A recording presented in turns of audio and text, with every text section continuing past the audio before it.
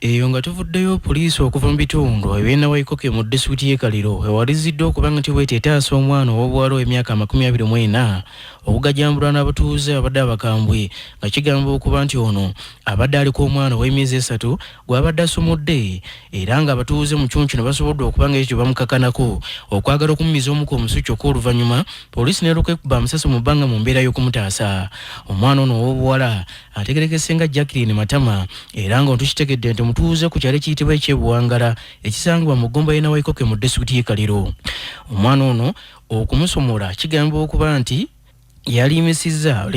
ngwe batyo nga abalokole bakuŋŋaanye ku kuruseedi ebadde tegekeddwa n'omusumba w'abalokole ayitibwa Apostle Michael Tumusiime wali eri mu bitundu eby'akatawuni k'e Buwangala eyo mu disitulikiti y'e Kaliro kyokka oluvannyuma n'alooka asumula omwana ono alooka ateekeko okulatondeka nnyuma. Abamu ku batuuze aboogezganyiza mukono wa Nabasa mu kitundu kino balaze obwonyevu obw'amaanyi eri abaana ab'obuwala abagenda benyigira mu mbeera eno.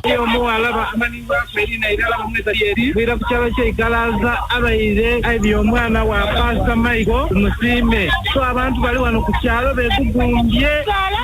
kwasala omwana kuleba ova kuna mukisa ayo okutwibanga kwa baana ife batutamye abakazi bankalaabito oyo omukazi niwani mina mkyalani oyo n'abantu muna bakusenga ntindo ina bakufunja wano era polisi abantu bagemye endigo amabale olukusa polisi ena Waikoke tuwe yangwe kuwano tulina olukuŋŋaano luli wano nga tuuka olutuukire nga atoola ku mwana omuto nga mutoolako omwana wamutoireko omwana nga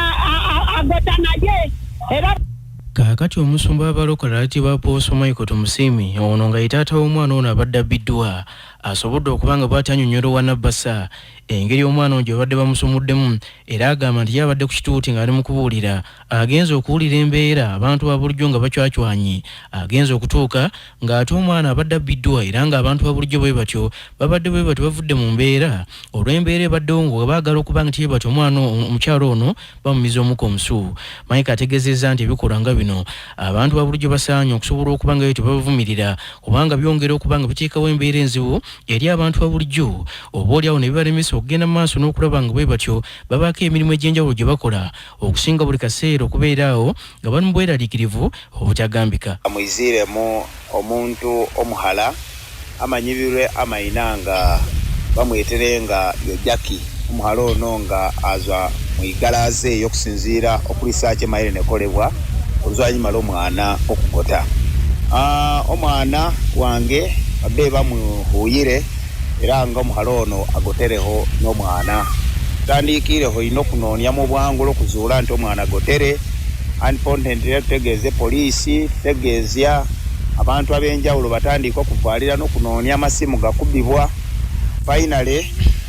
nituuka mu maka ge bazaalamu omuhala ono nga tunoonereze rye era omaaye nasobola olukakasya nti omwana wuwe niyamuzaala era ntumukola nti omuhalawo ayitire omwana kala mageze ge mube mukole mumukubire mangu ino amasimu ayiri omwana ogwayitire.